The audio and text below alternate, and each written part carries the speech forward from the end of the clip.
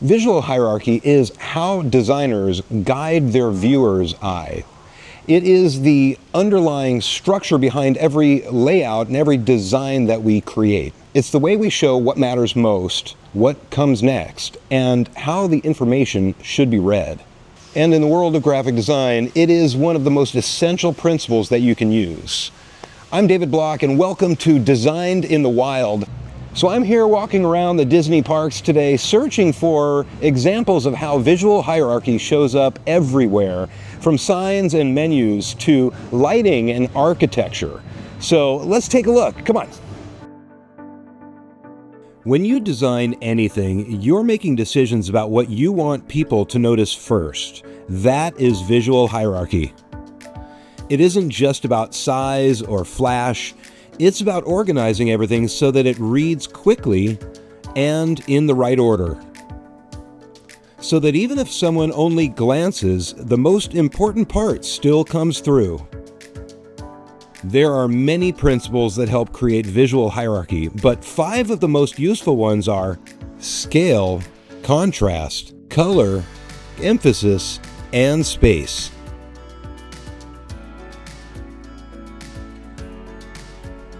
Scale is the size of one thing compared to another. It's one of the first things we notice in any design. Larger elements like big titles, bold headers, or oversized images naturally pull our eye in before anything else gets read. They act like visual anchors. Without scale, everything feels flat and equal, which makes it harder to tell what matters. But when scale is used well, it brings clarity and creates a strong focal point. Contrast is the difference between elements that makes them stand out. That might be light against dark, thick lines next to thin ones, or bright colors against neutral backgrounds. High contrast lets information snap into place, so your brain can sort it out quickly. You don't have to work to see it, it just pops. But when contrast is weak, everything starts to blend together and the message can get lost.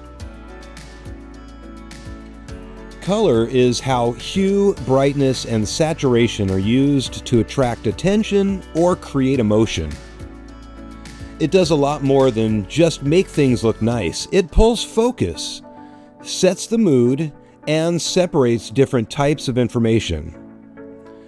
Warm colors can feel more urgent or attention-grabbing, while cool colors tend to feel calm and relaxed.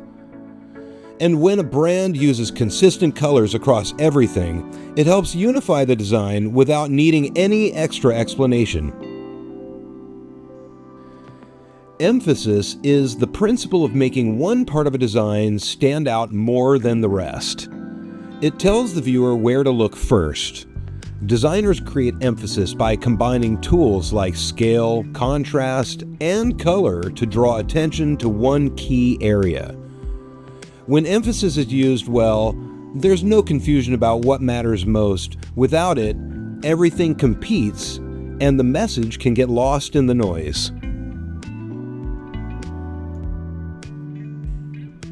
Space is the use of positive and negative areas within a design. It's not just about how much room things take up, it's about how that space is used to create balance, clarity, and focus.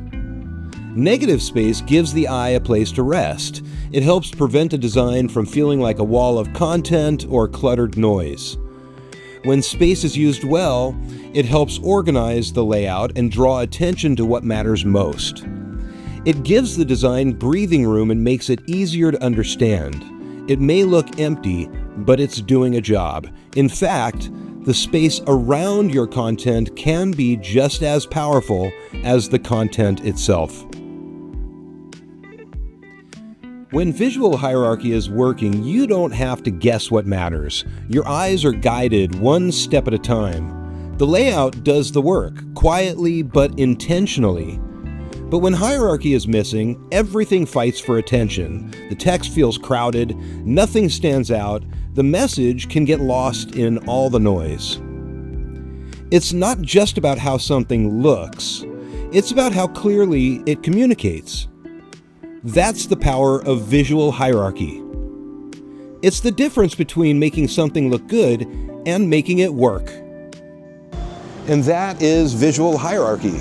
It's not just a fancy word, it is actually a way of thinking. You see, design isn't just about making things look good, it's about guiding people through information, through spaces, through experiences. Join me next time as we hunt down more principles of design on Designed in the Wild.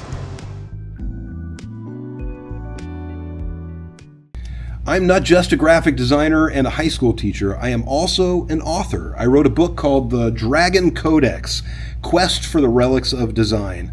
This is a great story about 3 young dragons who have to learn graphic design to save the world from creative destruction.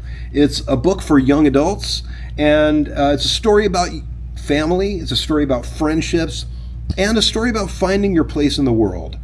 Pick up a copy today, I know you'll love it.